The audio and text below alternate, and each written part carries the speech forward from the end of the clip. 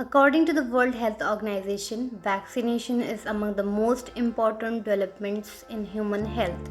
It is saving millions of lives a year. But developing a new vaccine from scratch takes a lot of time. It depends a lot on how much information is available about the disease itself, how the disease infects people and spreads, and so on. But traditionally, it takes 5 to 10 years to get a new vaccine. And that makes it truly amazing because in a span of 2 years, almost 2 dozen vaccines now have been authorized around the globe, and more than 100 vaccines remain in the development. But what type of COVID vaccines are available and which one provides the best protection against coronavirus in India? Welcome to Mind Makers. Today I, Supriya Pundir, will tell you about the 4 categories of COVID vaccine that are being developed around the world. Many conventional vaccines use whole viruses to trigger an immune response. There are two main approaches. Both of these approaches use well established technology and pathways for regulatory approval. The first type is live attenuated vaccines. They use a weakened form of virus that can still replicate without causing illness. For example, the Oxford AstraZeneca's Covishield. This vaccine is made from a weakened version of a common cold virus, also known as adenovirus. Based on the data provided by the manufacturer, the AstraZeneca's Oxford Covishield vaccine has shown to be 63% effective in an ongoing large clinical trial. Another type of conventional vaccine is inactivated vaccines. They use viruses whose genetic material have been destroyed so that they cannot replicate but can still trigger an immune response. For example, Covaxin, manufactured by Bharat Biotech, is a vaccine developed by using whole virus inactivated virus cell derived platform technology. Covaxin demonstrates 77.8% efficacy against symptomatic COVID 19 and 93.4% in severe cases.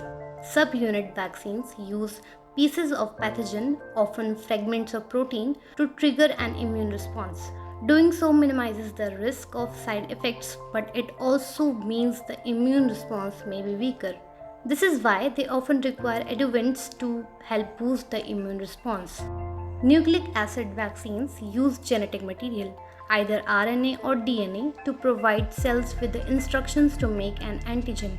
In the case of COVID 19, this is usually the viral spike protein. Once this genetic material gets into the human cells, it uses our cells' protein factories to make the antigen that will trigger an immune response. The advantages of such vaccines are that they are easy to make and cheap. Since the antigen is produced inside our own cells and in large quantities, the immune reaction should be strong. For example, Ahmedabad-based pharmaceutical company Zydus Cadila vaccine.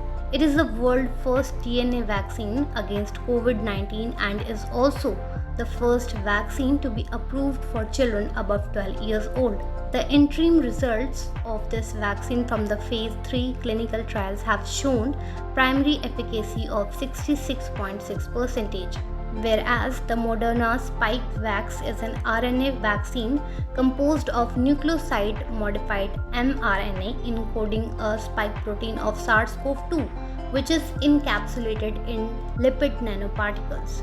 Based on evidence from clinical trials in people aged 18 years or older, the Moderna vaccine was 94.1% effective at preventing laboratory confirmed COVID 19 infection.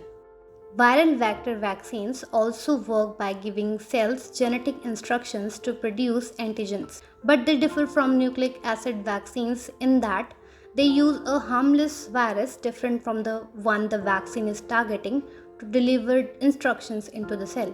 One type of virus that has often been used as a vector is adenovirus, which causes the common cold. As with nucleic acid vaccines, our own cellular machinery is hijacked to produce the antigen from those instructions in order to trigger an immune response. For example, Russia's Sputnik V is an adenoviral based vaccine.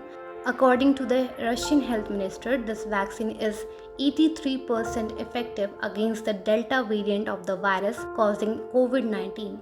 So this shows that out of 6 vaccines that are authorized by Indian government, all of them shows different percentage of effectiveness against the COVID pandemic.